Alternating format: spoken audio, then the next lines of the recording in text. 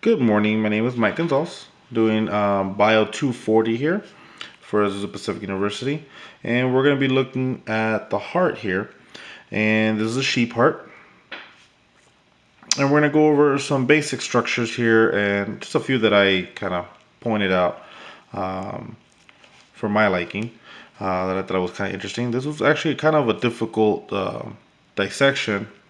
Reason why it's such, you can see how thick the walls are. Um, how hard it was to cut through. So to begin with, we're going to look for the right atrium. So this is the anterior view of the heart, and here's going to be your right atrium, right here.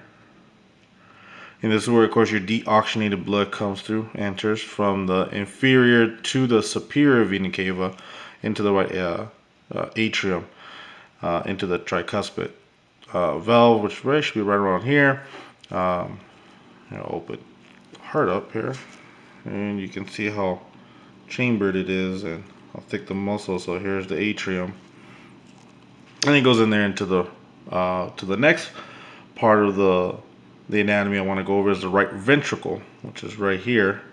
And the right ventricle, it's a slight small, even though it looks a little elongated, but it's slightly smaller than the left ventricle. This is where deoxygenated blood is going to be pumped up into here, into the pulmonary artery before it goes into the lungs. And then if we go to the left side of the heart, you're going to have the left atrium over here.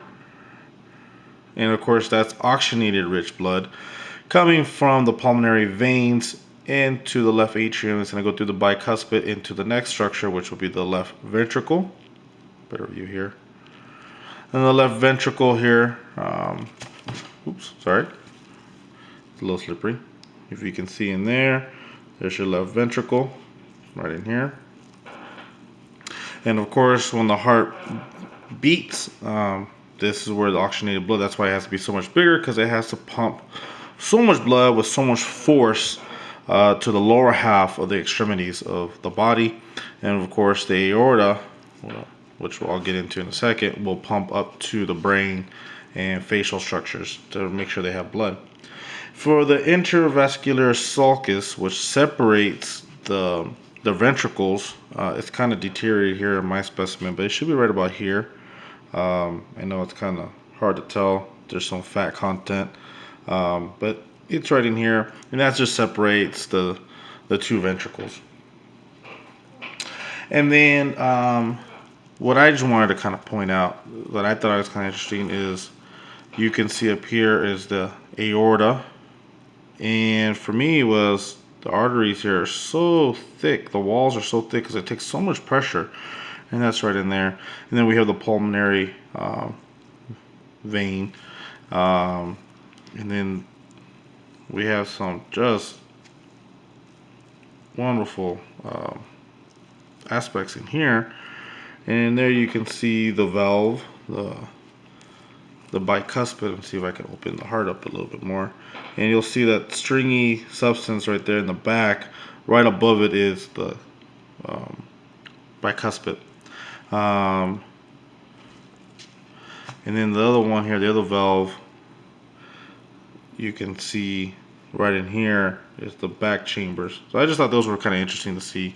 Just the opening of the chambers, to see one of the valves. The other valve, I think, it was dissected. But like I said, you can see the bicuspid there. And then the aorta, how thick the walls are right here. To see how thick those walls are, it's quite amazing. And then, of course, you can see the pulmonary one right here, where the oxygen-rich blood will come back into and filtrate throughout the heart. So in this case, the sheep can breathe and live, but the human heart's very similar. Also, just the sheer size of this heart is pretty massive. Just the muscle, how strong it is, and like I said, it was difficult to do that dissection because it was so strong. I really had to press down with my scalpel to open her up. But anyway, those are the basic structures of the heart, and appreciate it and have a good day. Thank you.